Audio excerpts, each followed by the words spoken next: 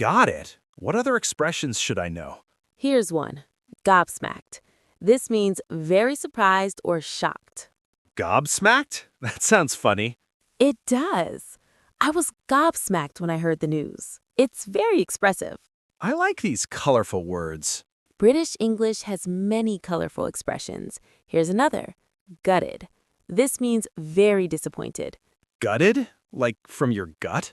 Yes, it's like you feel it in your stomach. I'm gutted I missed the concert. It shows strong disappointment. These are very visual words. They are. Now let me teach you some British phrases for daily situations. Let's start with shopping. You're in a shop and you want to ask if they have something. What do you say? Do you have this in a different size? Good, but British people often say, have you got this in a different size? Have you got instead of do you have? Yes, have you got is very common in British English. Have you got the time? Have you got a pen? So got is used more in British English? Much more. Americans say, do you have? British say, have you got, or just got. Interesting difference. Very. Now, imagine you're in a restaurant. The waiter brings your food. In America, they might say, enjoy your meal. In Britain, they often don't say anything, or they say, there you go. No, enjoy your meal? Not as common. And when you want to pay, you say, can I have the bill, please? Remember, it's bill in Britain, not check. Right. Bill, not check. I remember now. Good. Now, here's something interesting about British conversation. British people often use understatement. Understatement? What's that? It means saying less than what you mean. For example, if something is terrible, a British person might say, it's not ideal. It's not ideal. That's very mild. Exactly. That's British understatement. Or if something hurts a lot, they might say, it's a bit uncomfortable. Why do they do this? It's part of British culture. They don't like to complain directly or be too dramatic, so they use softer language. That's very polite. It is, but sometimes it can be confusing for foreigners. If a British person says, that's interesting, they might actually mean, I don't like it at all. That's tricky. Very. You have to understand the context and tone. Now, let's talk about apologizing. British people apologize a lot. A lot? Like Americans? Even more. British people say sorry constantly. If someone bumps into them, they say sorry. If they need to get past someone, sorry. Even if it's not their fault. Why do they apologize so much? It's cultural. Sorry is like a social lubricant. It makes interactions smoother and more polite. So I should say sorry more in Britain? Yes. Sorry, could you repeat that? Sorry, do you know the way to... It's very common. That's good to know.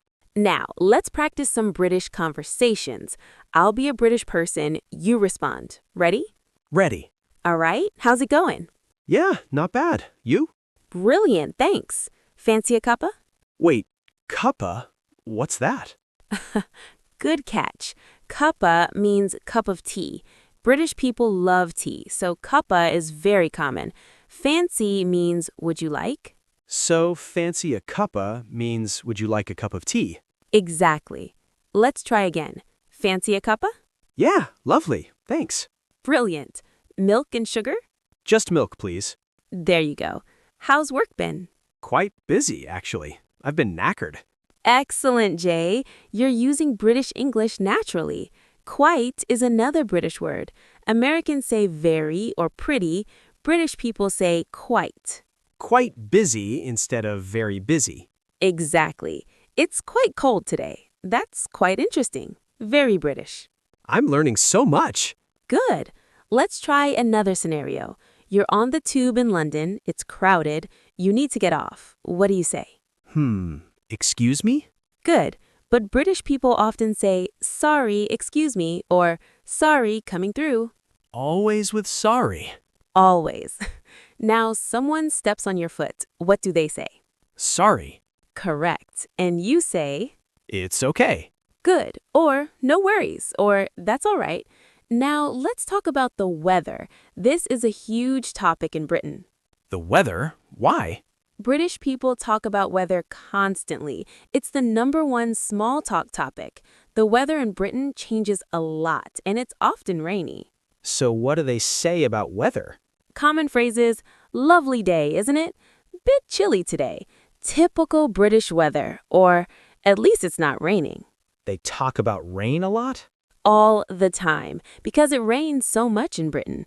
If it's sunny, everyone says, make the most of it because sunshine is rare. That's funny. It's true. Weather is a safe topic. If you don't know what to say, talk about the weather. I'll remember that.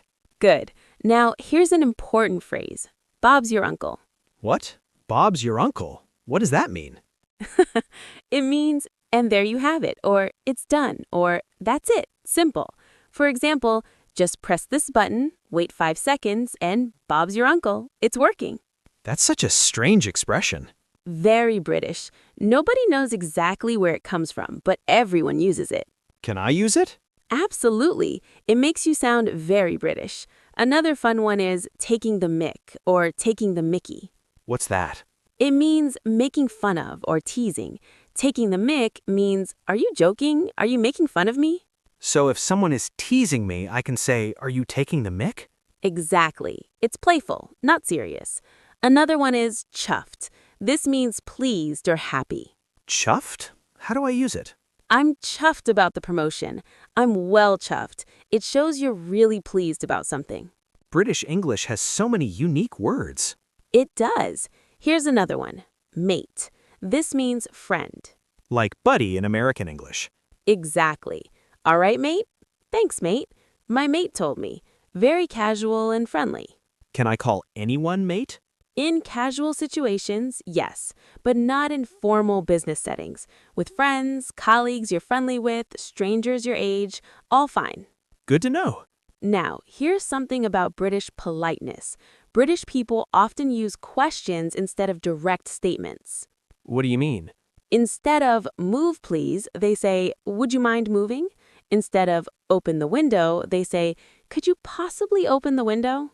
More indirect. Yes, very polite and indirect. They soften requests. I was wondering if you could, would it be possible to, do you think you might? That sounds very formal. It can be, but it's normal in British culture. Being direct is sometimes considered rude. So I should be more indirect in Britain? In polite situations, yes. With friends, you can be more direct. But with strangers or informal situations, use polite, indirect language. This is important to know. Very. Now, let's practice some more British conversations. You're at a pub. The bartender says, what can I get you? Can I have a pint, please? Perfect. Pint is very British. It's a measure for beer. Good job. The bartender says, that'll be £5. I give money and say, cheers. Brilliant. The bartender says, cheers, mate. See? Natural British pub conversation. I love this. Let's try another. You're lost in London. You ask someone, sorry, do you know the way to Buckingham Palace? And they say, Yeah, go straight on, turn left at the lights, and Bob's your uncle. You're there. Hello, everyone. Welcome to Daily English Cast. I'm Emily, your host and English teacher. and I'm Jay. Great to be here for episode 6. Jay, today we have something special. We're talking about British English. British English? Is that different from American English? Oh, yes, there are quite a few differences. Not huge, but noticeable. And today, we're going to explore daily conversations in British English. This sounds interesting. I've always wondered about the differences. Perfect. So let's start with something basic. Greetings. In American English, people often say, hey, how are you? In British English, what do you think they say? Hello? Yes, hello is common, but British people have some unique greetings. They often say, all right? Just that, all right? Wait, all right is a greeting? In British English, yes. It's like saying, how are you? Someone walks up to you and says, all right? Or, you all right? And what do I respond? You respond with, yeah, you? Or, not bad, you? Or even just, all right, back. That's so different. In American English, all right means okay. Exactly. So if a British person says all right, they're not asking if you're okay, they're greeting you. Interesting. What other greetings do British people use? They say hiya. It's a mix of hi and yeah, very casual and friendly. Hiya? That sounds cute. It is. You might hear hiya, how's it going? Or just hiya when someone sees you. Can I use this? If you're speaking to British people, absolutely. It'll make you sound more natural. Now, another common one is cheers. Cheers. Isn't that for drinking? In American English, yes, but in British English, cheers has many uses. It can mean thank you, goodbye, or you're welcome. So many meanings. Yes, if someone holds the door for you, you can say cheers. If you're leaving, you can say cheers, see you later. If someone says thank you, you can respond cheers. That's so versatile. Very. Let's practice. Jay, imagine I'm a British person. I hold the door open for you. What do you say? Cheers. Perfect. And I might say no worries or cheers back. See? Natural British conversation. This is fun. What about formal situations like at work? Good question. In formal situations, British people are very polite. They use please and thank you constantly, much more than Americans. Really? More than Americans? Yes, British culture is very polite. For example, if you're in a shop, you say, "Could I have a coffee, please?" Not just, "Can I get a coffee?" Adding please makes it more polite. In British culture, yes, it's expected. And when you receive something, you always say thank you or cheers. I should remember that. Definitely. Now, let's talk about some British vocabulary. These are words that are different from American English. Okay, I'm ready. Let's start with food. In America, you eat fries. In Britain, what do you eat? I think chips. Correct. French fries are called chips in Britain. But here's where it gets confusing. What Americans call chips, like potato chips, British people call I don't know. crisps. So remember, American fries equals British chips. American chips equals British crisps. That's confusing. I know. Let me give you more examples. American cookie is British biscuit. Wait, so a biscuit in Britain is a cookie? Yes, if a British person offers you a biscuit, they're offering you a cookie, not the American bread biscuit. What do British people call the American biscuit then? They don't really have that. It's not part of British food culture, but they have scones which are similar. This is complicated. I know, it can be. Here's another one. American candy is British sweets. Sweets? Exactly right. British people say sweets. I love sweets means I love candy. These are all food words. Food vocabulary is very different. One more. American eggplant is British aubergine. Aubergine? That sounds French. It is. British English uses many French origin words. Now, let's move away from food. Let's talk about everyday objects. Okay. In America, you wear pants. In Britain, you wear... I think I know this one. Trousers. Perfect. Trousers are what Americans call pants. But be careful, in British English, pants means underwear. Oh no, so if I say nice pants to a British person? It would be very awkward. You'd be complimenting their underwear. I'll remember that. Say trousers, not pants. Exactly. Here's another one. American sweater is British jumper. Jumper? That's a fun word. It is. I'm wearing a jumper because it's cold. And instead of sneakers, British people say trainers. Trainers? Like for training? Exactly, because you train in them. Sports shoes are trainers. These words are so different. They are. Now, let's talk about places and transportation. In America, you drive on a highway. In Britain, Motorway? Correct. The motorway and the subway in America is called the Underground or Tube in Britain, specifically in London. The tube. Why tube? Because the tunnels are shaped like tubes. Londoners always say, I'm taking the tube or I'm on the tube. That makes sense. Here's another one. American apartment is British flat. Flat? Like flat surface? The word comes from the idea of a flat or floor in a building. So you say, I live in a flat in London. And elevator is lift? Exactly. Take the lift to the third floor. Good memory. These are starting to make sense. Great. Now let's talk about some British expressions. These are phrases that British people use all the time. I love learning expressions. Perfect. Let's start with brilliant. In British English, this means great or excellent. So if something is good, I say brilliant. Exactly. That's brilliant. Brilliant idea. British people say this constantly. Instead of awesome or cool? Yes, though young British people also use cool, but brilliant is very British. Another common one is lovely. Lovely. That sounds fancy. It's actually very casual in British English. Lovely weather today. That's lovely. Lovely to meet you. They use it for everything. So lovely means nice.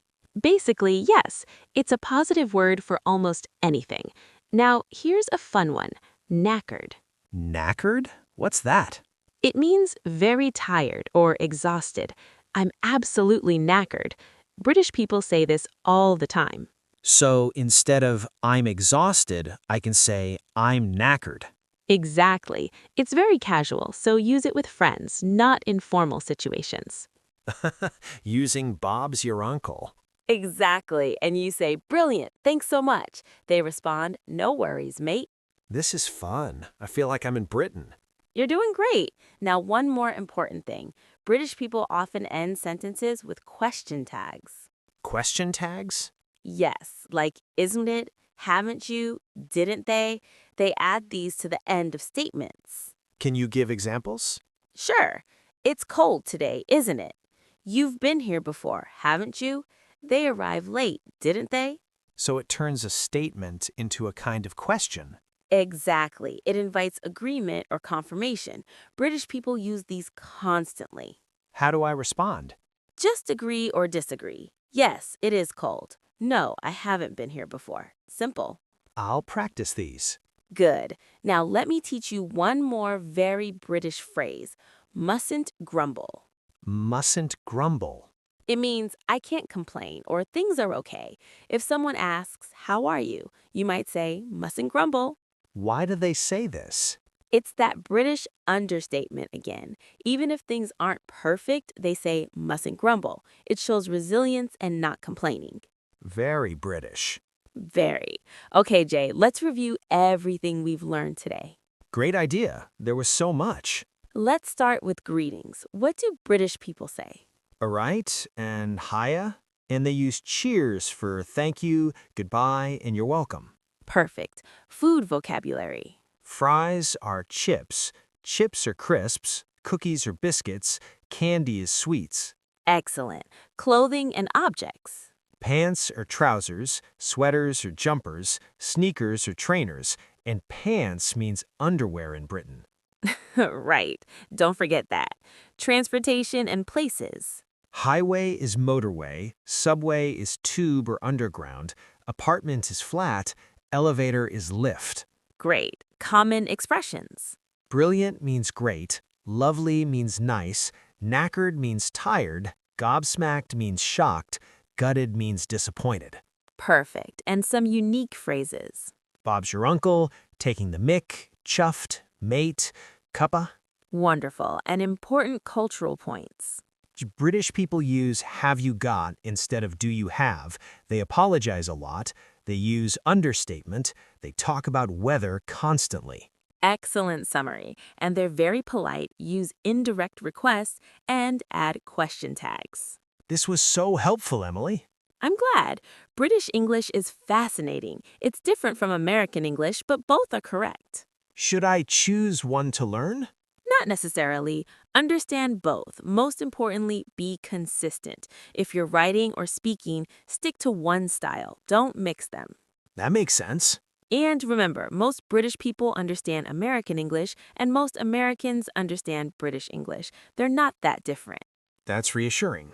The most important thing is communication. Whether you say apartment or flat, people will understand. But it's fun to know the differences. Absolutely. It makes you more culturally aware. Okay, everyone, that's all for today's episode. We covered so much British English. We did, from greetings to goodbyes, food to fashion, expressions to cultural points. Listeners, practice using some British phrases this week. Yes, try saying brilliant instead of great. Use cheers instead of thanks. See how it feels. And remember, don't call trousers pants in Britain. Very important. Thank you all for listening to Daily English Cast. Until next time, keep learning and keep practicing. Cheerio! Wait, cheerio? It's a British way to say goodbye. Very old-fashioned, but some people still use it. Every day I learn something new. Bye, everyone.